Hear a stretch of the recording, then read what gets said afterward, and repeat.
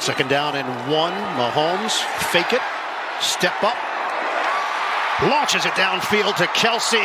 Travis Kelsey, big gain inside the 35. You are listening to KC Sports Network, the #1 podcast network for today's Kansas City sports fans. With former players from your favorite teams, informed perspectives, and former insiders, this is the place for you. KC Sports Network is proudly presented by Emprise Bank, your partner in possible. What's up, Chiefs Kingdom? It's Tuesday, and Patrick Mahomes is still undefeated against the AFC West on the road in his career, 15-0. Just not a bad thing to hear on a Tuesday. This is KCSN Update, our daily Chiefs show and podcast here at KC Sports Network, presented by our friends at DraftKings. Thanks for hanging out today. I'm BJ Kissel, former Chiefs reporter. Now I'm working with a bunch of others, trying to create a new outlet for Kansas City sports fans here at KC Sports Network, covering all our teams with fantastic hosts, analysts, former players, and insiders. We appreciate you for hanging out today. Hit that like and subscribe button if you're on YouTube, or follow us on your favorite podcast platform by simply searching KCSN. You can find all 6 of our audio channels that way. It's Tuesday, so we'll soon be joined by the Athletic's Nate Taylor for our 5 burning questions. Again, Nate does not know what I'm going to be asking, so you are getting a very raw answer on these from Nate following a game against the Broncos in which a lot of Chiefs fans have a lot of different opinions. But before we get to that, a quick word from DraftKings. DraftKings Sportsbook, an official sports betting partner of the NFL, is my go-to when betting on the NFL this holiday season. They have the best app that's easy to navigate, and I love all the different plays that they offer. Right now, new customers can bet just $5 on any NFL team to win their game and get $150 in free bets if they do. And check this out. Right now, everyone can earn up to a 100% boost with DraftKings stepped-up same-game parlays. Go to the DraftKings Sportsbook app, place a same-game parlay, and combine multiple bets like which team will win, player props, point totals, and more. The more legs you add, the bigger the boost, the bigger your shot to win big. My personal favorites are the anytime scores. You don't have to be a betting expert, and it doesn't matter the score of the game at the time. You've always got a shot. Download the DraftKings Sportsbook app now. Use code KCSN. Place a $5 bet on any NFL team to win their game and get $150 in free bets if they do. Only at DraftKings Sportsbook with code KCSN. Minimum age and eligibility restrictions apply. See show notes for details. All right, let's welcome on Nate Taylor from The Athletic to get his thoughts on the Chiefs' victory over the Denver Broncos last Sunday, and to talk a little bit about what the team is facing this week as they get ready for the Houston Texans this Sunday. What's going on, Nate? How are things? How was the trip? The trip was awesome. Weather was great. I got to hang out with my former colleague, which is still kind of weird to say, Lindsey Jones, who's now with the Ringer. But yeah, man, got the chance to go to a local brewery. That was cool. Had the ability to kind of sleep in, kind of watch the early slate before I made the short drive to I still call it Mile High. I think always. I think they should too. But made the short drive to the stadium. The one funny thing, or I guess the one stress that I put on myself, no one else did this for me, was this is the first time in traveling to a sporting event for over 10 years now where I forgot to bring the charger to my laptop. So didn't really know that until I was already in my hotel room, kids. Because you start looking over stats and you start thinking about okay, what's the story going to be? How should I prepare? It's nothing super duper elaborate, but it's just how am I gonna charge this thing? So thankfully the Broncos IT department really came through for me, and I was able to do my job. I was saying, or you just ask if you know, do you always sit next to the same people, or is it always rotate for you guys? It's mostly the same, whether it's Darren Smith from 810, whether it's Adam Teicher from ESPN. Obviously I love Vahe Gregorian from the Kansas City Star. I sat next to Herbie Teope from the Kansas City Star. The fascinating thing is no one has my laptop. That was my question. So yeah, so I have a MacBook Pro.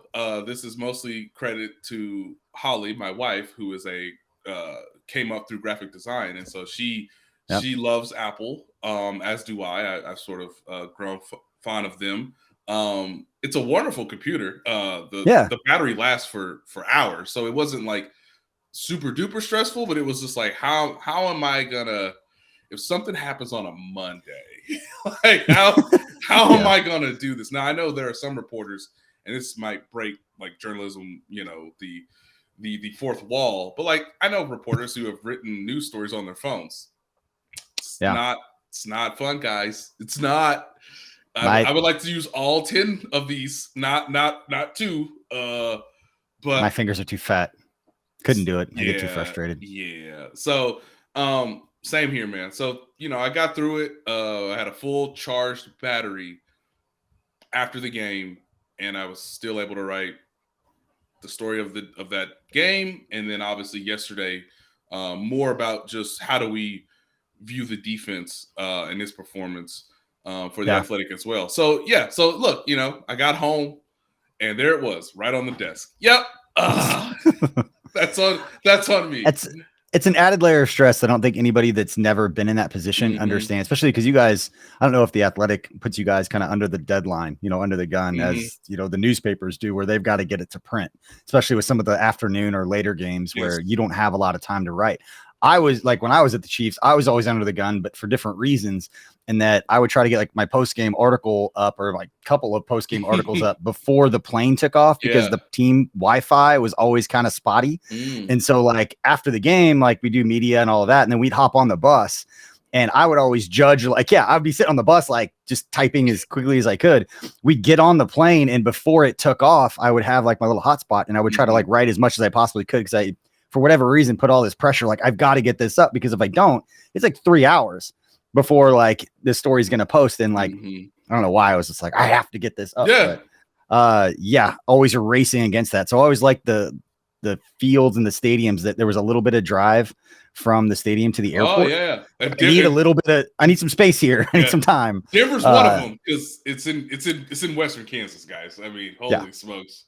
The best Arizona was the best, because it was like a solid, it's kind of like Kansas City. Like it's a solid 45 minutes to get there. So, and then some of them were a lot closer.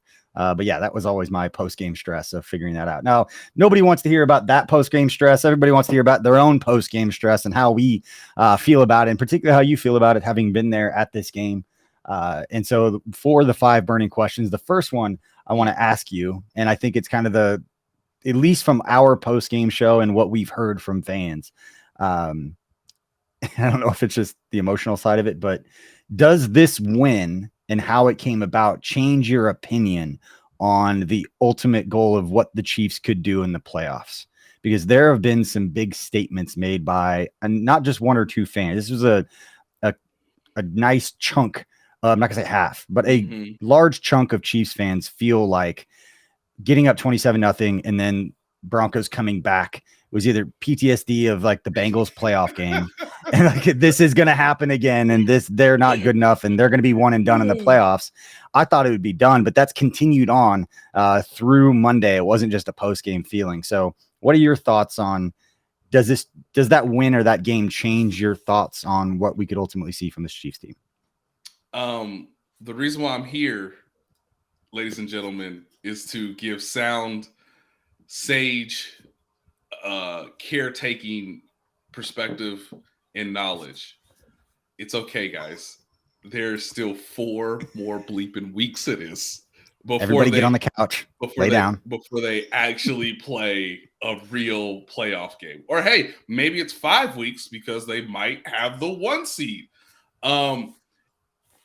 They are still one of the best teams in the NFL. And everybody needs to acknowledge that, despite them literally sleepwalking at times through that game, or not having the same emotional intensity and focus that they had in the first quarter and much of the second quarter. I'm going to reveal something here that I think most people will enjoy. It's more personal than anything. But, I've been covering this team 6 years now. They've been to 4. Obviously, they've hosted 4 AFC Championship games. Like, the standard could not be higher, guys. I mean, we're living in the time where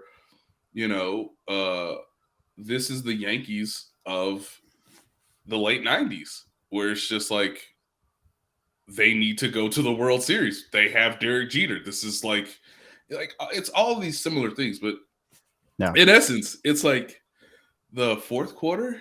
And like I get texts from friends and family members, and sometimes I can see it in the moment, sometimes I can't. I always look at Holly's text, and Holly, this is a direct text message. Quote, "This is not a Super Bowl team." And I was like, this is where we are. This is where everybody is. Is this a Super Bowl team? I think she sort of crystallized it and shortened it in a way that is digestible for everyone. And then it does make me consider it. But let me dismantle that. They are healthy. They left Sunday's game with no major injuries. They still have the best quarterback in the league. The defense is a concern, but they're still not the 2018 Chiefs defense. So they are capable of improving, even if you give them 4 to 5 more weeks. They were up 27-0. Let's not forget that either. And I don't know if there's really a team that could make them be focused for all 60 minutes that's left on their regular season schedule. Right. They're human. Yes. So with that said, they have the capability to make the Super Bowl. Will they? That is a question that has, legitimate doubts or concerns. But I think for fans, whether it's my own wife, whether it's people who have watched the team for generations, whether it's people that have come to understand that every season with a healthy Patrick Mahomes means we need to have success in the postseason, there's still 4 more weeks. And I just like to tell people that all the time because things will change. There might be injuries. This can ebb and flow differently. The thing that matters is, can you win? Can you get through it healthy? So that you're at your best version that you can possibly be in mid to late January. But I'm okay with fans being concerned right now, but I also know the reality of the season's not over. They're not playing the Buffalo Bills next week. They still have ways to improve and time to improve. And so it's okay. It's okay to take a deep breath and say, if we look back on this a month and a half from now, no one will remember this game. Right. And that's a great way of putting it. I appreciate you laying us all on the couch and speaking to us in a way that will make us all feel better. My 2 things about this, and I'm going to try to be as concise as possible which is not always my strong suit.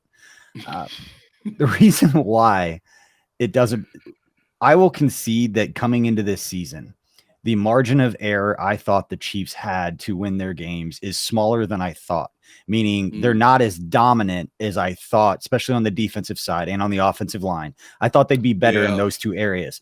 They are still every bit as good as every other team, if not better than every other team in the NFL, but they can't play slightly above average and beat the Buffalo Bills if the Buffalo Bills are playing at their best. Correct. The side of this that Chiefs fans I don't think necessarily think, because they only think about the Chiefs, is the Buffalo Bills also have their issues. The Cincinnati Bengals also do have some issues. Chiefs haven't seen them because they haven't beat them, but they've been right there in every game. So these grand statements, because they struggle a little bit letting the Broncos come back, has nothing to do with the 3 or 4 plays against the Bengals that they have to make in order to win those games. And so it's not, and I've said before, there's no boogeyman. There's no team out there that all of a sudden it's like, well, if they don't play their best, they're going to get boat raced. Like, no, that's not what's going to happen. And for the other side of it, as far as like living in the golden age of Chiefs football, and I remind myself of this all the time, it's like in 15, 20 years from now, Patrick Mahomes is retired. We're all going to be talking about living through the Patrick Mahomes era and watching the greatest quarterback to ever do it. I understand the sentiment of being really upset if it's like the Aaron Rodgers, like you get 1 Super Bowl for a player who's going to be a first ballot Hall of Fame quarterback. We're going to be talking and telling stories about this dude to our grandkids forever. Yeah. I understand like being really frustrated that you only get 1 Super Bowl. What I'm not willing to do is be miserable and angry after wins throughout this golden age of Chiefs football. So in 20 years, when I look back and talk about this, being honest with myself, it's like I was angry the whole time because I was pissed they didn't blow out the Broncos by more. They didn't do this. They didn't do that. No, I just want to make sure and root for them to be in a position to make those 5 or 6 plays in the playoffs in the games that matter. And this team could absolutely do it, even though the margin of error is smaller than we thought coming into the season. The Bills have issues. Von Miller being out. Josh Allen is pretty much all on him to go out and make plays every single week. And then the Bengals, I just want to see those dudes again at Arrowhead. I will have major FOMO of not being at that game, especially if it's the AFC title game, because we'll be out in Las Vegas covering the East-West Shrine Bowl. But that might be a game that I just figure out a way to get to, because that would just be a whole lot of fun. All right, let's move on to the second. It's my preachy. That's me, everybody on the couch. Let's enjoy this golden age so we don't think back in 20 years and remember that we were just upset and angry throughout the whole thing. Let's move on to the second burning question. It's true, though. Like, we set this expectation and this entitlement of like victories, and part of it is stolen. Talk about like stolen valor. It's like stolen equity from players' ability to go out and make plays. It's like, as a fan, you talk so much trash to like your friends and people from other teams that when they lose, you take it personally. Like, you're the one who's like then has to eat your words. It's like, well, just don't say those things then. Like, just enjoy it. All right. Number 2 burning question. What was your top offensive takeaway from that performance on Sunday? You said it's not going to be a game that you remember. So whether it's not a performance or something you remember, like, what's one thing that you can take from that game and hold on to throughout the rest of the regular season into the playoffs? I guess it's like a combination of two, but I think big picture wise, that was the first Juju Smith-Schuster full-on game since the Jaguars game where he obviously sustained a concussion. And it's a known fact now. Everybody has their roles. We don't need to now it's about polishing, I think, on offense for the remainder of these 4 weeks, right? Yeah. I know exactly what to expect from this offense. And I want to take people back and then bring them to what we saw Sunday against Denver. The first thing is Juju Smith-Schuster really, really matters. The idea of him playing the most snaps at receiver, the player that Mahomes trusts at that position the most. Obviously, he's got the most experience from, being in the postseason, understanding what it takes to win games in December and January. Well, okay, now we know. This goes back to our first conversations when we were at training camp, and I told you, like, hey, the one guy who has a real connection with Patrick is Juju Smith-Schuster. All this is to say is now it's about polishing and getting you to a place as to where they were. I believe, BJ, it was week 7 in San Francisco. That is the heights that they can go to. That is the most explosive version of the Chiefs this season. They hung 44 points on the San Francisco 49ers, who have only gotten better on defense since that game. Yeah. But that game sort of proved to me this is the top of the top end that they can reach, where Juju and Travis Kelce are always the mismatches in the middle. Mecole Hardman's speed makes the defense have to account in a certain way that now Patrick Mahomes has unlimited options, basically, whether it's, hey, running jet sweeps to Mecole Hardman, having Juju work in the middle of the field, and then having just the ability to get as much yak as Travis Kelce can, depending on where he gets the ball in certain situations. And guess what? Now MVS matters because now there's one-on-one chances to go deep. It's hard for MVS to matter or to be at his best or his talent to be accentuated without Juju Smith-Schuster being healthy, being a part of the fabric of this team's offensive game plan. We know what to expect from Travis Kelce, but there's 4 guys that really matter. It's Travis Kelce, it's Juju Smith-Schuster, it's Mecole Hardman. And if those 3 guys are on the field, then, hey, MVS go run all the 9 routes, run all the posts you want, and we'll throw up 50-50 balls and hope that you get them, or you got a step or 2 on the guy from behind. If those 4 guys are, able to be functional, are able to be, in sync with the quarterback, they will be just fine in the postseason. And I think that's what we learned, because the Broncos have a pretty good defense. But who's the guy working in the middle of the field? Who's the guy who's ad-libbing as the quarterback's ad-libbing on 3rd and goal for that, game-winning touchdown, basically, late in the 3rd quarter? It's Juju. So He went through obviously a dip to get back to where he was. It's unfortunate when anybody's season is sort of impacted by a concussion, but this is the nature of the sport. But he's just as valuable as Travis Kelce. If you want to beat top end defenses like the Broncos, like the 49ers, and of course, what we all see down the road, which is potentially rematches with the Bills and the Bengals. So I think that's the one takeaway from this game, because Mahomes is going to have the ball in his hands and he needs as many viable options as possible. Now, of course, when they have 5 out, sometimes that's either Justin Watson or Jerick McKinnon, but we know who the 4 main characters are, and that 4th guy isn't as effective if the other 3 guys aren't on base. And what I mean by that is MVS is Joey Gallo, and it would help if Travis Kelce, Juju, and Mecole Hardman are all on base so that the home run hitter, his swings mean a little bit more instead of just these solo shots, in that sort of football to baseball comparison. Yeah, I think we talked about it going into the week that the offense will look a little different without Kadarius Toney, without Mecole Hardman, without some of those jet sweeps and those package of plays that we know Andy Reid likes to mix in. And not that it makes this huge difference within the game plan, but it does give him another weapon. We talk about the game against the 49ers, and you go to because of Nick Bosa and the way that they use the jet sweeps and some of the horizontal action and movement that Andy Reid's been so good at, and figuring out new ways and different ways to slow down premium edge rushers. That's not just doubling them. There's might not be a better play caller and designer in the NFL in ways to trick and slow down those guys. That's not just, okay, we're going to chip you every time. We're going to put a dude over here. Right. They do so many different things, and they don't have that part of their playbook right now without those guys. And so that's been the most interesting thing for me, is just the development of the offense without some of those package of plays that we know that he likes to run. But other big takeaway, obviously, Jerick McKinnon, that they've got somebody out of the backfield that can provide a little bit of a spark. And it seems like, similar to Justin Watson and Noah Gray, it feels like whenever those guys make catches, it's a high leverage, like big moment where it's like, okay, the defense is throwing their brackets. They're doing everything they can to slow down Travis Kelce or Juju or whatever. It's like, okay, somebody's always going to be open. And every time Justin Watson or Noah Gray and outside of the crazy play that we saw in the touchdown pass to Jerick McKinnon, which is not within the framework of the design of that play. It should be.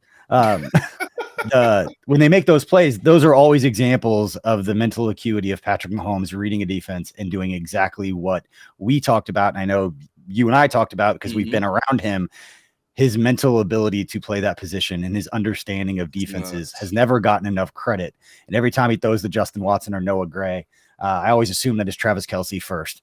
I'm like, oh, Travis Kelce. And it's like, oh, it was Noah Gray. I've done it like probably 6 times this year, just assuming that it's Kelce. And it's not. It's one of those guys. One of the best things is you can start to see Noah Gray understanding leverage when the ball's in his hands, that Travis Kelce has been so excellent at. So you can start to see these things sort of translate over, where it's like, oh, he made a man miss near the sideline. I've seen Kelce do that, for years. And now Noah Gray's picking up that little tidbit about, hey, using your leverage where you're on the field to the defender's disadvantage, even though he thinks he has an advantage once he's located you and the ball and his angle to you. So that's been cool to watch. But look, I wrote about Jerick McKinnon last week.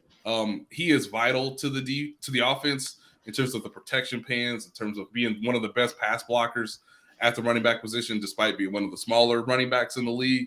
And look, Andy Reid called him a dinosaur on Monday, which is hilarious because, Jerick's in year 9 and, he's unfortunately had the reputation of, breaking down at certain points during the season.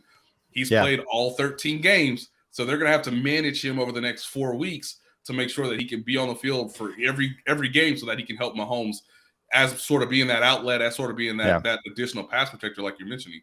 All right, now it's time to talk about the question that everybody really wants to know, which is why have the MVP odds changed from Patrick Mahomes being the odds-on favorite to after a game in which the Chiefs win on the road and Patrick Mahomes improves to 14-0 against the Broncos and 15-0 on the road against the AFC West, that now Jalen Hurts is the odds-on favorite to win the MVP. The stuff that really matters, the stuff that we should really be debating and arguing. I'll take this conversation over a former receiver saying that he didn't feel wanted in Kansas City, because we are not going to talk about that. So okay. You don't need to get prepared for that. Okay, I'm fine. tired of that conversation. Okay, all right. What are your thoughts on Patrick Mahomes no longer being the favorite to win MVP? That it's understandable. I would like to say something that Mina Kimes has sort of been, I guess, the evangelist for, but I guess Vegas doesn't really care, which is fine. But Mina says, and I wholeheartedly agree, that team record is not a QB stat. Just because you win isn't totally tied to the quarterback. Look at that roster, y'all. It is so good. And they're healthy, by and large compared to some other teams. But, like, QB record doesn't really equate to, like, oh, well, that means he's the MVP because they've only lost one game. And it's like, I mean, he played well in the game they lost, but whatever. Like, part of it is they're going to get the 1 seed. Part of it is Patrick Mahomes doesn't have another game that matters on the schedule. But Jalen Hurts does. The Eagles go to Dallas on Christmas Eve. Hallelujah. This game is going to be, everybody going to watch this game. Now, Chiefs fans will be criticizing every incompletion. Yes. Like, it's going to be an interesting time for Chiefs fans on Twitter. And you lead me right to where I'm going, BJ, which is nobody wants to see a player fail. But if Michael Parsons happens to make Jalen Hurts struggle, totally understandable. By the way, the Cowboys might need the game more because they're at home. They're trying to chase down what any hope there is left of winning the division over the Eagles. So Jalen Hurts might struggle in that game. But if he plays well, it's a wrap because everybody will have seen it. The quarterback stats will not matter. He will be on a team that at that time maybe only had 1 or 2 losses, and they wrapped up the division, and they wrapped up the 1 seed in the NFC. And look, Jalen Hurts has played very, very well this season. So it's understandable. Now, let's get to probably the facts. He will not throw as many yards as Patrick Mahomes. He will not throw probably as many touchdowns as Patrick Mahomes. His QBR will probably not be as high as Patrick Mahomes. His QB rating probably not going to be as high as Patrick Mahomes. Yes, he does not turn the ball over as much as Patrick Mahomes. He ain't dropping back as many times as Patrick Mahomes. And the stat to me that tells me what you said earlier about his mental, his just mental capability of understanding where everything is on the field, what is the responsibility, what is the down in situation. Guys, this is the stat that really matters. We care about sacks probably too much, but it is a negative play. So I get it. The offense is actually going backwards, or you've kept them right at the line of scrimmage. Sometimes most of these sacks come on, got to have it, money downs, 3rd down, 4th down. Yeah. Patrick Mahomes has only been sacked 21 times this season. It is one of the most mind-boggling stats of the whole season.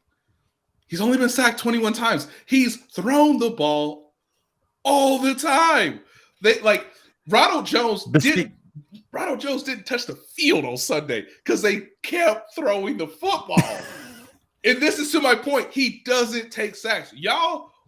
And he has the 2 tackles that have given up the most pressures of any pair of tackles in the NFL. Yes. It's my favorite thing to talk about with Trevor on Fridays because he's like, this doesn't make sense. He's getting pressured in top 5 number of times, but sacked the least amount of times. It's like he's a magician. Yes. And so when you don't get him, he gets you on some completion or some scramble or some, hey, let me just stiff arm a defensive end before I do a Magic Johnson no-look pass to Jerick McKinnon. Like, the stats will not represent what Jalen Hurts has accomplished if he wins the MVP award.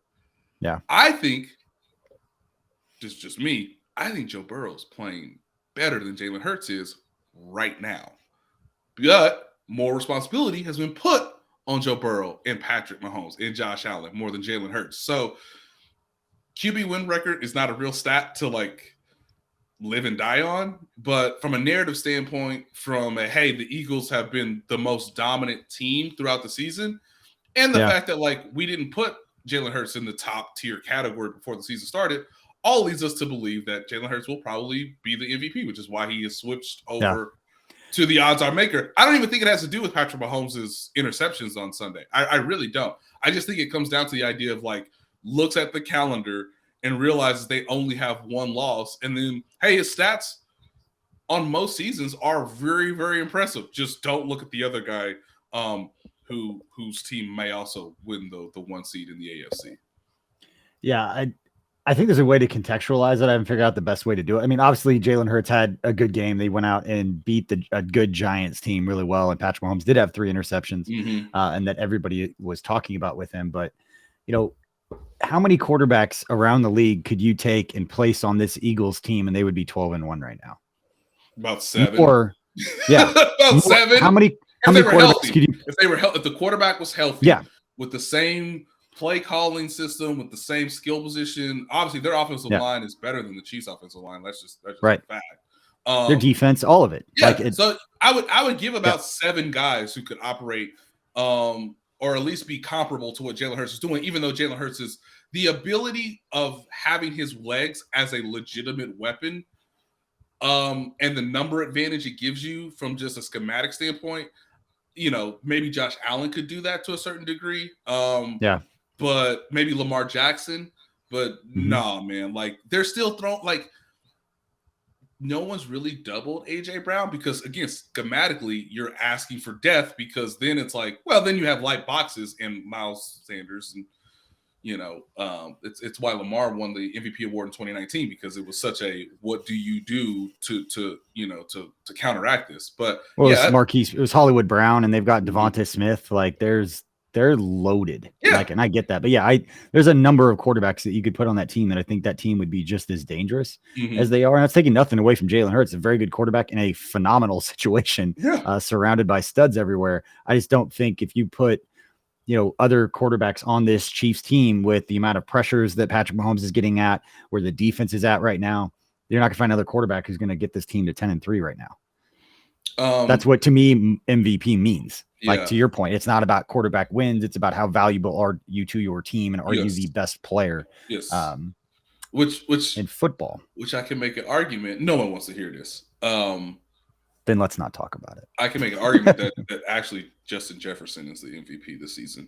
Look at them stats. Yeah. Look at the way he is carrying a team with a negative point differential. It's fun. It's funny they bring that up because I was thinking like Kirk Cousins, the most average, like slightly above average quarterback in the NFL. Like he's the example of you put Kirk Cousins, and I know they're a very good football team, but Vikings also shouting out it. If you remember this reference, then congratulations. But like the Pete Prisco calling the Chiefs the worst 9-0 team in NFL history back in 2013. I was to say the Vikings might be the worst 10-2 team in NFL history, not to take anything away from Justin Jefferson. They have given more points than they have scored this season. And Justin Jefferson had over 200 yards against the Detroit Lions in a loss.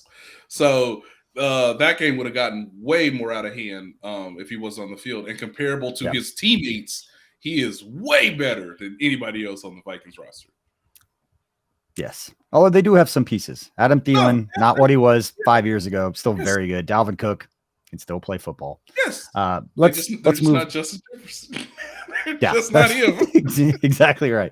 Let's move on. Number 4 burning question. It's going to the other side of the football. What was your top defensive takeaway from that game on Sunday between the Chiefs and the Broncos? All right. This one's a little more loaded. I know some of y'all buckle up. Don't want to give Spags any credit. I know some of y'all are like, can we get anybody to call a play that can stop the other team? I think that my biggest takeaway is we kind of know the blueprint for the defense to succeed. Even with a limited offense like the Denver Broncos. I asked the question on Twitter, BJ, are they going to double Jerry Jeudy? Nope. Not going to double him. Nope. We're just going to let these young guys get, experience in rudimentary football strategy. And so let's have them get that down in the secondary so that we can do more advanced things, I would assume, in the playoffs. They are trying to be as vanilla as possible to some extent on the back end. Now, the blitzes, I don't know how effective those are going to be as you move forward, just because you're putting it more and more on tape. And look, teams have gotten better over the last couple of weeks about, having 6-man protections, 7-man protections, anticipating a blitz so that they can get some one-on-one matchups downfield. But we now know they're going to need turnovers, and that's partly why they won Sunday. Willie Gay's touchdown, Chris Jones's, pressure that led to the interception for L'Jarius Sneed. They're going to need to have the defensive line be successful enough when they don't blitz. So that's number 2 on the list. When they got home to Russell Wilson, sometimes it was just Chris Jones beating his man. Chris Jones on the last play for the Broncos beat a double team to generate pressure.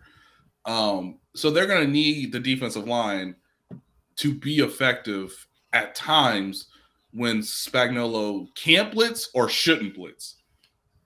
And then lastly, BJ, this has nothing to do with coaching.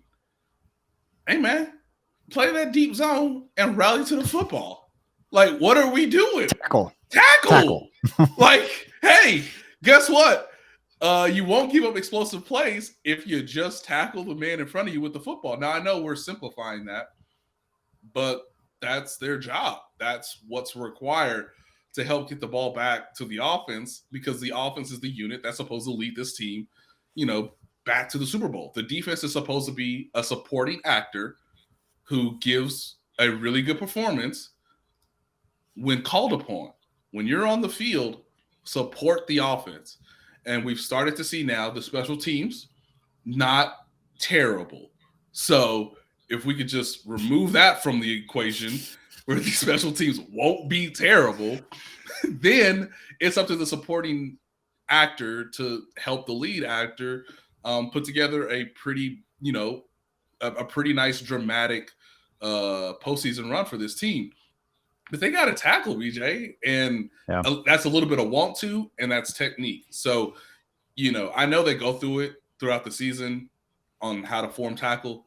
Like, Steve Spagnuolo's not an idiot, but also you gotta tackle properly. So play, if you're gonna play that deep zone when you're up double digits, which is what you should do, so you don't give up explosive plays, you gotta tackle. Yeah. Part of it's just playing free too, I think, at this point, because you and I both know, like, the amount of times that they're in shells and then hitting in any kind of way severely diminishes. Like, they're not going to make any contact with guys at this point in the season. They're not going to work on, tackling. It's not like you're in high school. You go out and just do a bunch of Oklahoma or a bunch of drills. That's not what this is. So it's want to, and it's just being comfortable with what you're being asked to do and not be thinking too much. And that's very much, we talk about it with special teams or, these positions of, think free, especially like wide receiver in Andy Reid's offense, and not thinking about what you're doing and just going out and playing. Same thing happens on the defensive side. And I don't know if that's what's going on, especially with the two safeties that haven't tackled great compared to what we thought coming into this season. But it's definitely an area, if you're looking at that side of the ball on the defensive side, the takeaway, although they were better, that's a group that I'm interested in watching down the stretch. These next 4 games is how does the defensive secondary, particularly the safeties, how are they tackling? Because you look at the teams that you're going to play in the playoffs, we're going to face the Bengals again, most likely, and they're going to have Joe Mixon, who, not that Samaje Perine didn't have a big game, but Joe Mixon, a little bit more difficult to tackle. And then Josh Allen, like his running ability in those situations. So he looks for contact when he sees a DB out there. So you have to be prepared to tackle. You have to find your target and you have to hit it, But yeah, that's such a good point. The idea that they wanted to get younger so that they could be better tacklers, and for whatever reason that hasn't translated or hasn't been as effective as earlier this season, when they were probably one of the better tackling defenses, which is why they were actually getting off the field despite not getting turnovers. And that's the weird part, is that we know physically they can do it. Like, it's not like, oh, these guys have been poor tacklers throughout their career. We've seen them be able to do it. It's just they're not doing it at a high level, and it's not easy. It's not like we're, anyway, different discussion. But let's move on to number 5. I'm going to sit here and explain why the NFL is hard to play in. It's very hard. It's extremely hard. Let's just leave it there. It's not an easy thing to do. We physically know they can do it. They're just not. So they got to go out there and play better. There's no doubt about that. All right, let's move on to the fifth one. Pretty easy compared to the rest of these, but Mecole, Hardman, Kadarius, Toney. Do we expect them to be back this week, and what expectations should Chiefs fans have if those two both get back on the field? Now, I was wrong last week, BJ. I really believed and felt that Kadarius Toney would get on the field. They wanted to give him another week. I don't feel like it was a setback in any way. One of my thoughts was, hey, if Kadarius Toney is on the field for 10 plays against the Broncos, great, because that's 10 more plays than he had before. And so I think Toney needs to be on the field maybe more this week than Mecole Hardman. Andy will probably ease both guys back in. That's usually been his model, so that you don't have a setback in your first return to action. But yeah, I think it's, unless something happens in practice this week, I think it's fair to say that you should expect both guys to be in uniform. That may switch some roles a little bit, but in terms of like, do you have an additional lineman in uniform for the game? Who's doing what on special teams? Do you want to put Kadarius Toney on special teams as the primary punt returner, or should that still be Justin Watson for another week? Again, just so that you can ease Kadarius Toney in and limit his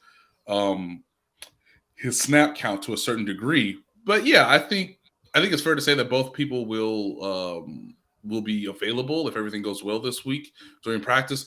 Mecole Hardman did travel with the team to Denver. Kadarius Toney did not. So that's an added detail. So he's back into the game operation is what I like to call for Mecole Hardman. Like, hey, you see the after drive adjustments. You've gone through the walkthrough. You've done the team meal.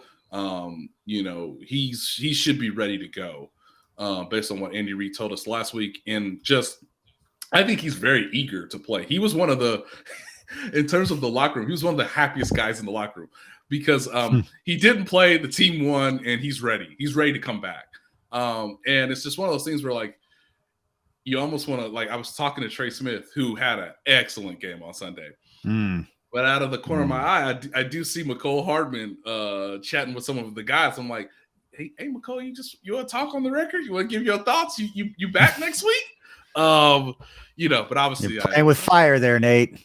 Obviously, I'm a professional journalist and of the utmost integrity, and stayed with Trey Smith, who again had an excellent day and wanted to get his perspective on a few things. Nobody understands what we just were talking about, but you're playing with fire there. Just the eyes of like, what are you doing? Which is funny because not allowed to speak to that human. Which is funny because it's like, I have like these conversations with Clark Hunt, and I get the same looks, and it's like, he owns the team. Like, what? He's right here. Like, what do you? All right, let's move this conversation right along. It's the headaches of any job. It's great, but no, I think Mecole will be back. I think Toney should be back. If I had to guess, they won't be on the field a ton. But hey, if they're up 27-0 again, hey, maybe you play them a little bit more. It's a live scrimmage at that point, and you see, if they are, fully back, with their first game action since their injuries. All right. Those are the 5 burning questions, Nate, that we've got for you this week. Before we let you go, what are you working on? Obviously, where can Chiefs fans find your stuff, and what do you want to promote? What should Chiefs fans be looking for? Yeah, so it's almost playoff time, which means I'm going to work on some stuff that's going to be taking some time in the hopper. I do want to get I probably do want to write something this week if it all comes together on Juju Smith-Schuster. Much because of the things I said earlier about like his importance to the offense, and I would love to know his experience, because he's had concussions before when he was with the Steelers, and I just want to get an understanding of what his experience has been this season, because he was trending towards having a very, very good season, and because of the injury, statistically it won't look the same, but still could get over 1,000 yards. So it's still within possible. striking distance. Yeah. He's like what, 200 and something yards? He's like 800 yards. Yeah. Something So like he's and this is a contract year for him. And I know Chiefs fans are interested. He's said on the record before about the possibility of returning. But that's something you could sort of get an update on. So I would, I'm hoping to talk to Juju this week. Because of the concussion protocols, he's sort of been obviously trying to recover from that and get back into the swing of things. So he hasn't been really available to reporters a ton, but that's something that I'm looking forward to in terms of this week. And then, there might be something about a particular duo down the road. Okay. Mm-hmm. Quite the tease. Mm-hmm. Quite the tease there, bud. I try. We just need to going back to Juju, let's just give him that extension right now. Let's just go ahead and pay him what he wants. I don't even know if they could do that. Can you sign a contract extension right now? I think you could. The team would not totally be in favor of that. I know that sounds weird for like maybe our listeners or fans, but like people in the front office would like to know what is the exact figure for the salary cap next year, which we do not know. So when you do a deal early of this nature, like I always remember, and this makes sense. This is a little bit goes back, and there was a wild circumstance because when Kareem Hunt was released in, I think, early December of 2018, they gave, after a couple games where he played well, they gave Damian Williams a contract extension that was like, circumstantial, and he was playing the running back position. So they tried to segment it out a little bit, but they gave him, I think, like a 3-year deal that was really a 2-year deal or something of that nature. Right. Like they all are. Yes. Yeah. 5-year deals or 3-year deals. Yeah. Yes. So they did that, but I also remember at the time too that like Damian was at a position where he really was like, oh, I can see this work now. The team can see it work, and I want to stay here because I have a chance to potentially not only just be featured in the postseason, but I have a chance to like start next season, and which was the case in 2019. And then they obviously won the Super Bowl. For Juju, it might be a little bit different because he has the chance at his position, a premier position, to earn more money.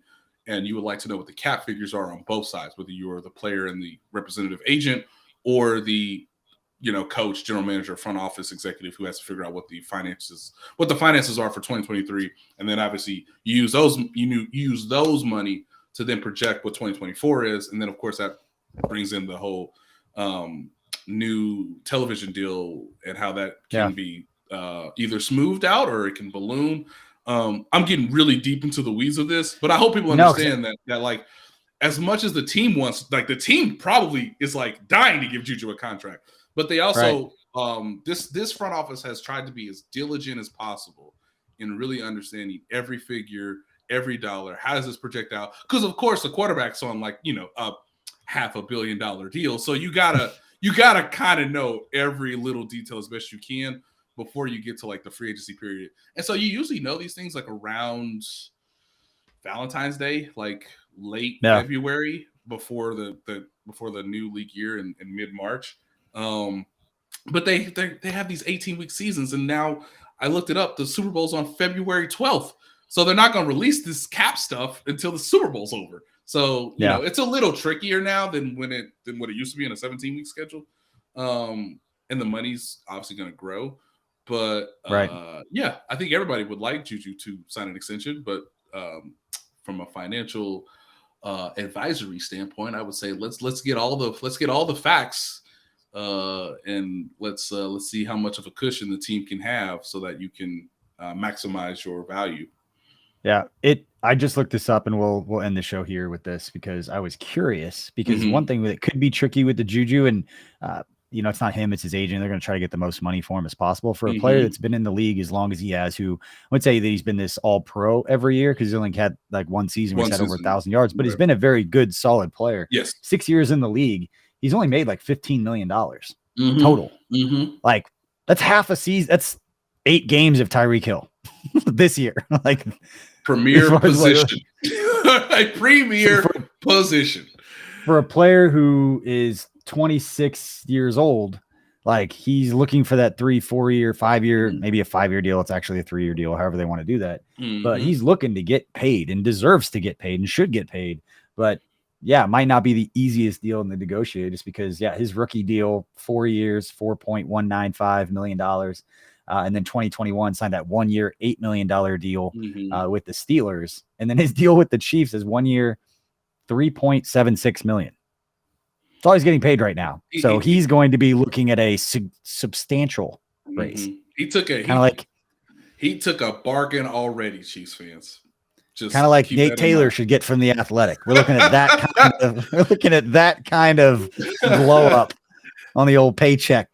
But you're right. I mean, let's just walk into Juju's office. You're 26, is that right?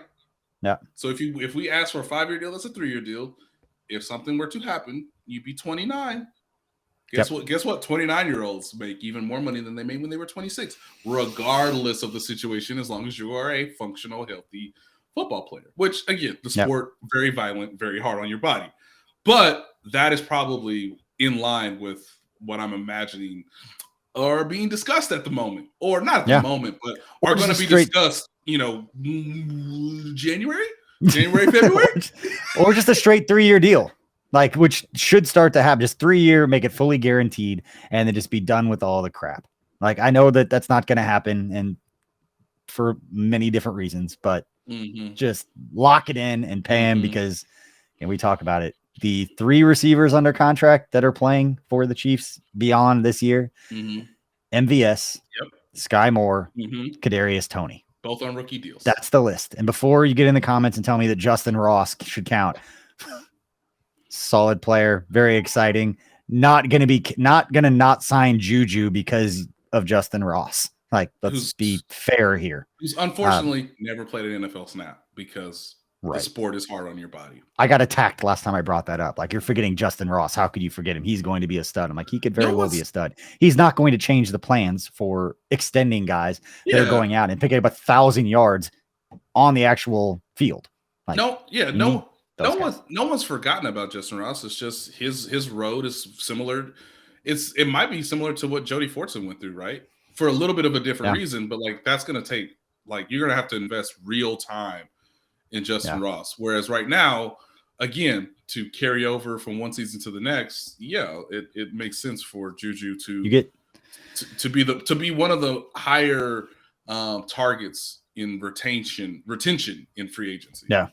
You get those 3, you re-sign Juju, you re-sign Justin Watson because he's just making plays in a good situation. If he's your 4th, 5th receiver with those other guys and different skill sets, great set. And then draft a guy in the mid rounds and have him compete with Justin Ross to make a practice squad, make the roster. Like, setting up well, even though it seems pretty light right now. You just got to get the Juju deal done. Justin Watson, great locker room guy. Just elite locker room guy. Western PA. I'm sure the GM. I know the GM likes him. I've told that story before. I sat at the Senior Bowl with Brett and his staff. And then for a while, I just sat with Brett up in the stands instead of doing like a behind the scenes story from the Senior Bowl. And he would not shut up about Justin Watson the entire time. So when he signed him this offseason, I was like, I texted him. I was like, you finally got your guy. He's like, it only took 4 years. So hey, but he's not from. That's again this front office. Their best quality is diligence, and not really forgetting anything. So even when we put that waiver claim in, you just know, hey, 2 years down the road, hey, we put that waiver claim in, baby. We was here. We was here when other people weren't. We're going to sit here and talk for another 30 minutes if this keeps up because you keep saying things and it reminds me of funny situations. Top 3 funniest moment of the season, like low key, was the Eno Benjamin question during the presser where Andy Reid's like, I don't know anything about that. Like, oh, yeah, we put a waiver claim on a running back for your offense and you didn't know? Color me skeptical, Nate. Color me a little skeptical. Maybe can't talk about him because he's on another roster. Probably would have been a better way of answering it. Probably would have been better. Like, I can't talk about him. He's on another team. Who is that? No, but I'm just going to talk about the guys on our roster. Like, okay. But in 2 years, if he's available, I'm just saying, put that claim in for you. Yeah, no, man, good stuff as always. Appreciate you. That's Nate Taylor from The Athletic joining us here on KCSN Update. We appreciate all you for hanging out, whether you're watching on YouTube. And if you are, please hit that like and subscribe. Go ahead and turn those notifications on because we have plenty more content coming for you over the next week. We got plenty of content anyway. You got about 15 to 18 Chief shows a week, depending upon the week. But we'll have the breakdown coming up with Matt Castle and Matt Hamilton tomorrow. We've got one-on-one with Mike DeVito and Jeff Allen. Always got good stuff. Last week they had Mark Schlereth on, which was a phenomenal interview. It was just great stuff from Mike and Jeff on that show. So a lot of good stuff to keep you updated, entertained, informed, educated, all those good things. We appreciate your support. If you're following us on your favorite podcast platform, go ahead and search KCSN. You can find all of our other shows covering all the 2 professional soccer teams for Kansas City, the Royals, KU, K-State, Mizzou. We've got it all covered, and we appreciate you for supporting us and what we got going on here at KC Sports Network. Until next time, have a great time. Be good to each other. We'll see y'all later.